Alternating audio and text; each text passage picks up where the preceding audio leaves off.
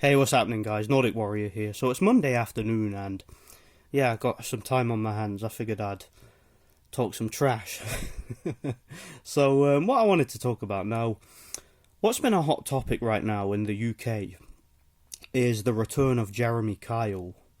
Now, I just got done watching a bit of Jeremy Kyle's comeback interview, I guess you want to call it, where he's got himself a new gig, a new setup of the popular UK radio talk show that also has a pretty sizable YouTube channel called Talk Radio. And yeah, he's one of their new hosts. I guess he's going to have a weekly show or daily show or whatever. I haven't really looked that much into it. And yeah, he basically came back today. He hosted his show. It was pretty divided in terms of the response it got. I got a pretty mixed response. Some people were very happy with it. You know, Jeremy Kyle has a lot of fans, but at the same time, he also has a lot of detractors. He's a very, very controversial individual, and I'll explain why in a minute.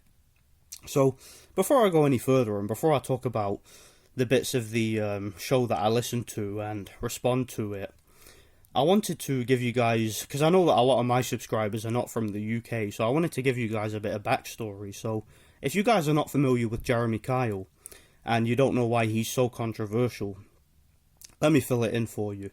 Jeremy Kyle was a TV host for about 14 years here in the UK.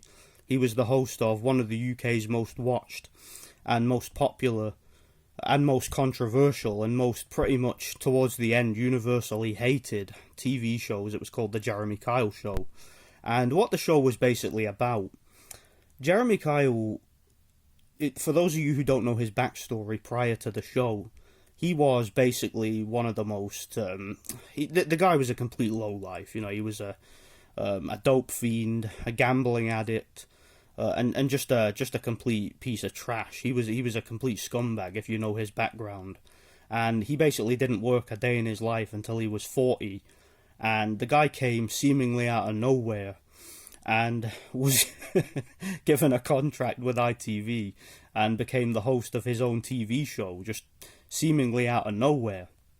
And what the show was basically about was, it was a Jerry Springer, Maury style talk show. You know, so I guess it was the equivalent of something like Jerry Springer or Maury, except unlike those shows which are clearly staged, probably 100% of the time, the Jeremy Kyle show for the most part was actually real.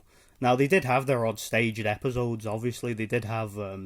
They had like a Coronation Street episode, and they had episodes where they had clear actors who were clearly just there for entertainment purposes, but a lot of the time, the guests were actually real.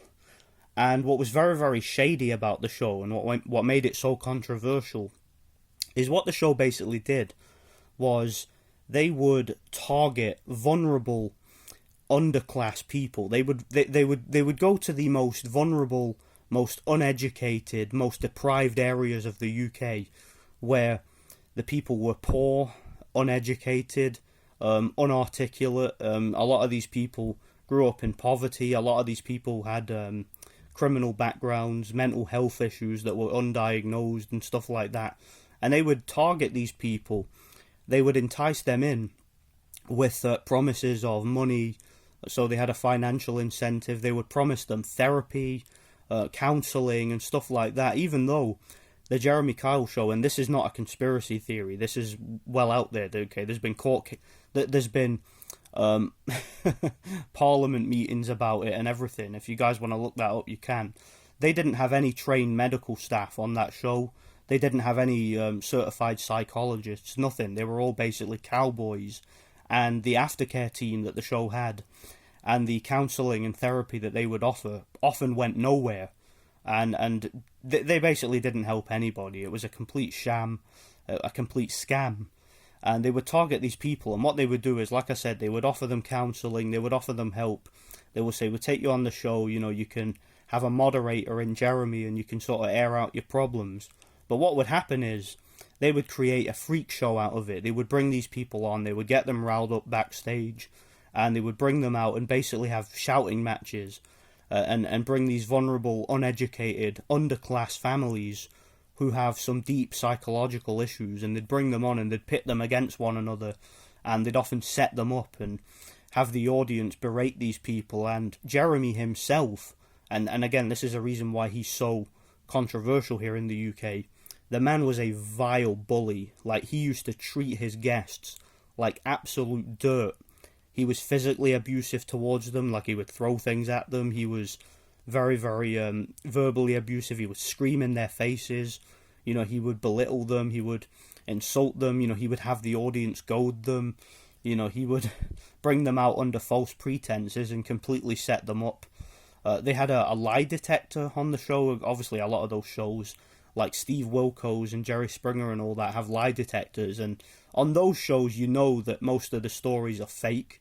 So the people involved are actors. I mean, you're not going to bring someone out. If you understand the science behind lie detectors, you're not going to bring a person out and ask them, did you rape those children?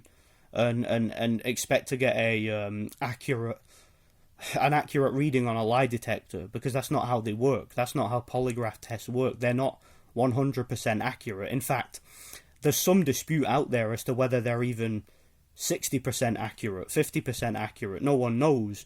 So to use lie detectors and to ruin people's reputation on, putting all your eggs in that basket, basically, having them take a lie detector test, telling them that it's accurate and it's going to clear their name, when in reality they probably have a 50-50 chance of failing, whether they're telling the truth or not. That was one of the things that Jeremy used to basically use. He would have somebody take a lie detector, and if they failed, he would scream in their face, call them a dirty lying scumbag, and again, have the crowd berate them. They would get mocked on social media. Their YouTube channel is gone now, but they used to have a YouTube channel, and they would upload clips of these individuals, and just like they would title the videos like the dumbest idiot in the UK, or like the biggest scumbag in the UK, and like they would just ruin people's lives, ruin people's reputations, and they would drive people to serious mental health problems, and in one case even suicide. I'll get to that later, but yeah, the show was complete trash. It was basically about mocking and demonising the underclass of Britain, and Jeremy would often use, because I believe a lot of this was government prompted, he would use the situations that these people were in to basically demonise anybody who was on benefits and say they're all a drain on the system, and they're just scum, basically. And a lot of people would watch the show, and it was kind of a guilty pleasure for them. They would feel better about their own lives because they would watch this show. And I'm guilty of this too. I watched it on occasion and thought, wow, at least I'm not these people. So yeah, people who are more working class or upper class would watch the show and think, yeah, these people are trash, these people are scum, and I'm so much better than them, and I'm in such a better position than them, and yeah, the government should stop supporting these people, and they should get rid of these people and whatnot. It was all propaganda. It was all really, really shady. The whole setup that they had there was disgusting. Like I said, really shady. And not only that, I mentioned Jeremy was a bully. Not only would he bully his guests, but he would even bully his own staff. One of the security guards on the show, there was this big burly security guard on the show called Steve, and I remember it became sort of a meme. People used to make fun of how Jeremy used to just belittle this guy and like shout in his face and make him do stupid things and humiliate him on live TV. And it was really, really uncomfortable to watch at times, how he would bully this big security guard, kind of emasculate him and make him feel small. And Jeremy, obviously thinking he's a big shot, knowing nobody will touch him, the guy thought he could do whatever he wanted. He thought he could treat people like trash and nobody would do anything about it. So yeah, the guy was a bully. He was a complete just madman. And the ITV executives, the people behind the show, basically enabled it. So yeah, that's a basic summary of who Jeremy Kyle is. I mean, there's a little bit more to it than that, but you get the picture. But long story short, the show was cancelled back in 2019 after one of its guests, after getting absolutely roasted and humiliated on the show, who had been suffering from mental health issues and depression, ended up committing suicide. And yeah, the show got cancelled indefinitely by ITV. And then once it got cancelled, a lot of its dirty secrets came out in the press about how just nonsensical the whole lie detector issue was.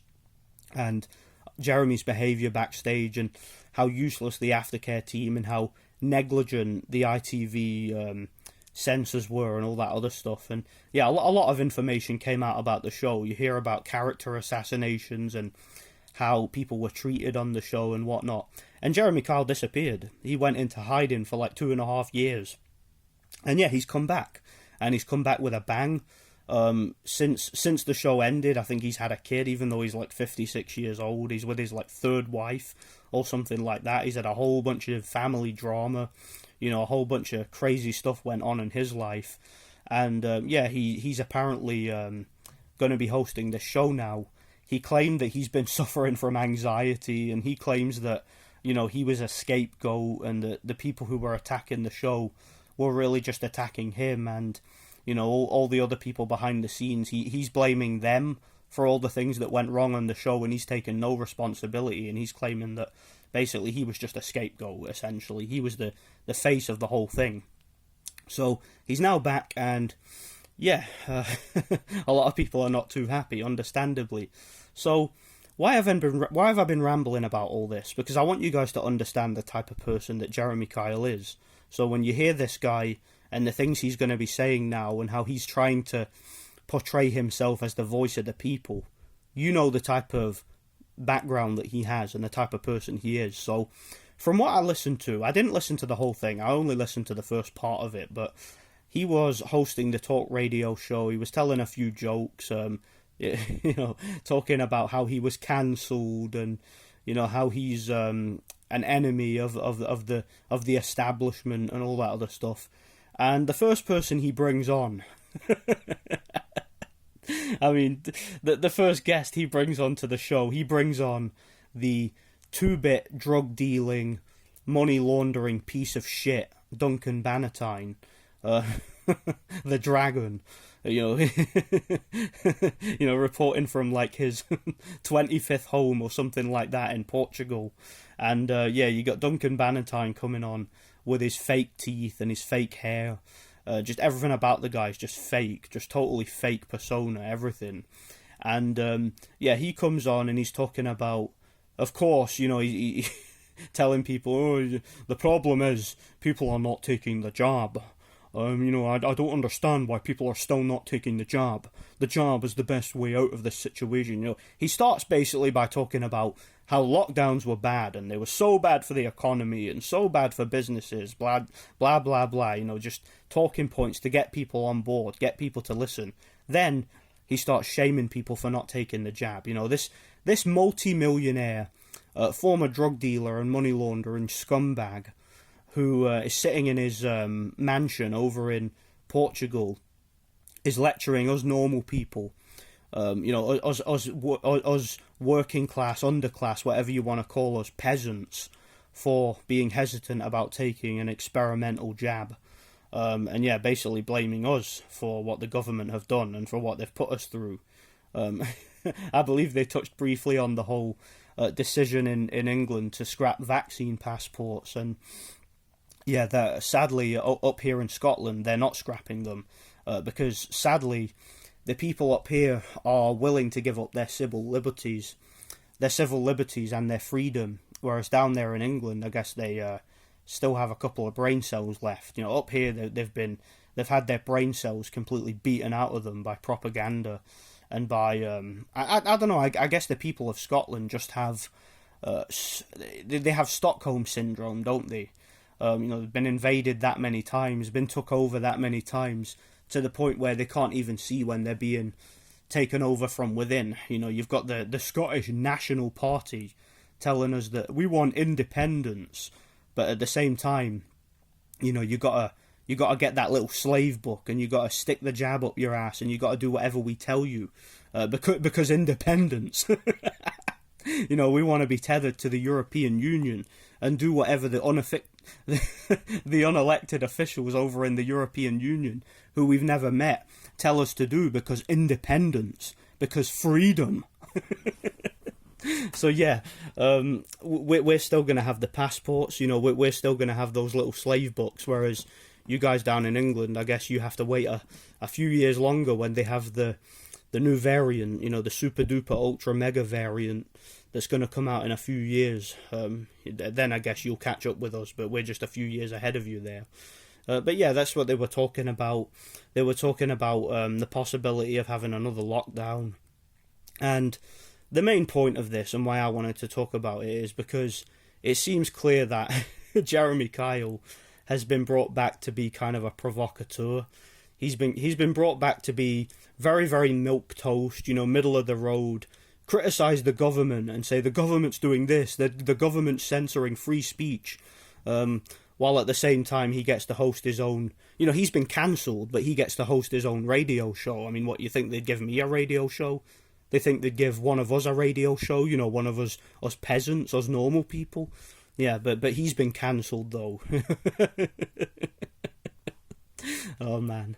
It's really comical. And the fact that some people... I'm glad a lot of people don't seem to be buying it. A lot of people are like, yeah, Jeremy's he's a government shill like he always was. He's been brought in to just demonise the working class, demonise the underclass, and, promote the jab, which is exactly what they were doing. I mean, why would you even bring someone like that dirtbag Duncan Bannatyne on the show? All right, what does Duncan Bannatyne's opinion matter when you're talking about the working class and you're talking about local businesses? This guy's a multi-million, a multi-millionaire tycoon. Why do we care what that guy's opinion is on lockdowns and his opinion is on the jab? What, you think he got the jab? You think his children got the jab? Yeah, doubt it. So I just think that the whole thing was comical, and I thought I'd make a video. Jeremy Kyle, it seems to me like he's going to be the new Piers Morgan. Controversial news anchor, controversial radio host who's sticking it to the government, but at the same time telling you that you're killing Granny for not wearing a mask. Yeah, man. I'd best stop this video before I end up in a prison cell, because I'm living in Scotland, so I've probably committed about 3,500 hate crimes in the past 10 minutes. So yeah, just thought I'd make a quick video on this whole Jeremy Kyle situation. Stay very close to this story. Keep an eye on Jeremy Kyle and what the government here in the UK are doing with him, because this guy's been a long, long time provocateur. He's been a long time propagandist for the government, who he does it in a very subtle way, if you know what I mean. He makes you think that the government are after him and that he's saying things he's not allowed to say, when really everything he's saying is just completely milquetoast. It's always down the middle. It's always, well, it's kind of to the right, but it's kind of to the left. And yeah, it's not about left and right, okay? These people are just agents, right? You think it's a coincidence that he's back now? When this whole passport issue is really heating up, you think it's a coincidence that he's back now? I mean, I don't know what else to say. Let me know what you guys think anyway. I might talk a bit more about it later in the week. Let me know what you think in the comments. I want to hear you guys' opinions on this, because I don't know, it's fascinating to me. It really is.